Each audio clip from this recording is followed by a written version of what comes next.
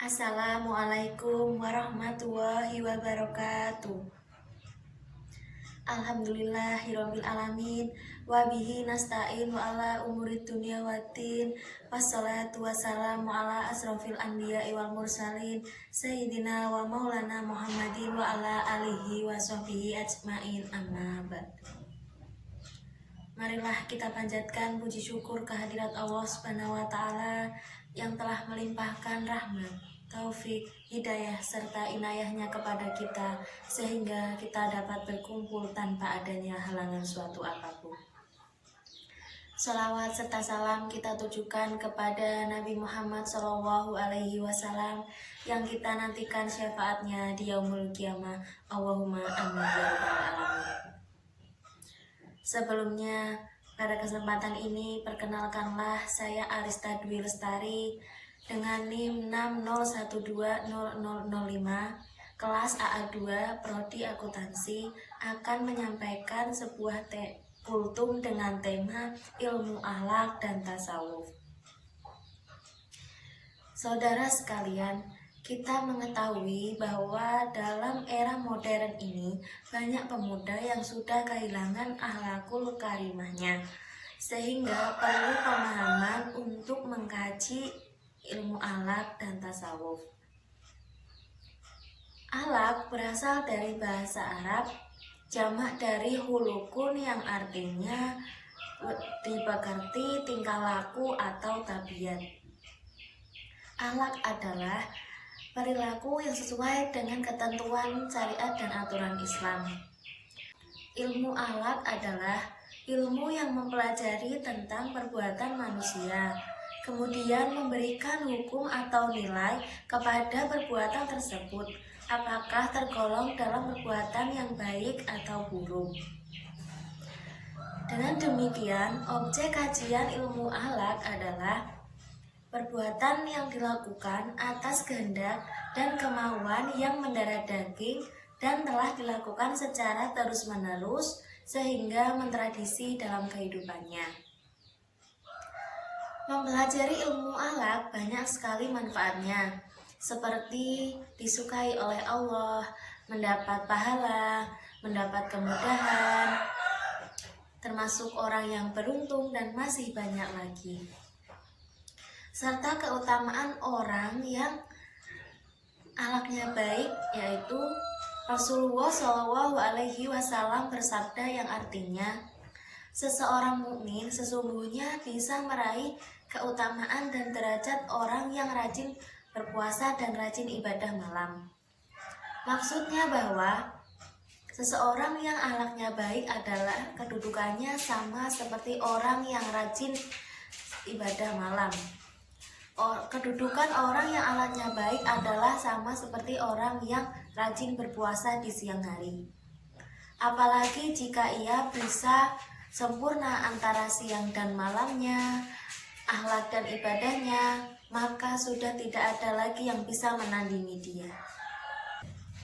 Dalam hadis Nabi yang diriwayatkan oleh Tirmizi, a'malul mu'minina imanan ahsaluhum khuluqan. Artinya, seseorang mukmin yang sempurna imannya adalah yang terbaik akhlaknya. Seperti contoh, sekali saja kita menahan lisan kita untuk tidak mencela orang lain ketika dicela, menahan diri kita untuk tidak berkomentar atau mereply komentar orang lain. Itu derajat kita sama seperti orang yang ahli ibadah bertahun-tahun. Masya Allah, sebegitu istimewanya akhlak. Hadirin sekalian, selanjutnya tasawuf. Tasawuf adalah nama lain dari mistisisme dalam Islam. Ada yang mengatakan tasawuf berasal dari kata safa yang artinya bersih, suci, atau murni.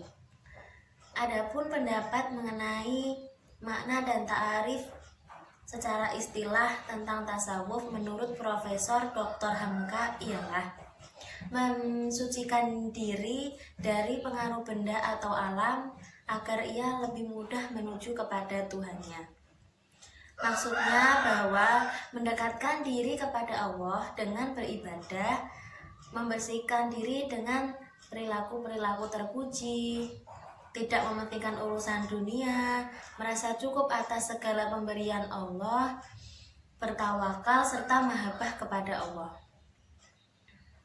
Dalam mensucikan jiwa demi tercapainya kesempurnaan dan kebahagiaan hidup tersebut, diperlukan suatu latihan dari satu tahap ke tahap lain yang lebih tinggi. Hal ini tidaklah dapat dicapai secara spontan dan sekaligus, namun diperlukan pembelajaran dan latihan mental yang cukup panjang dan bertingkat.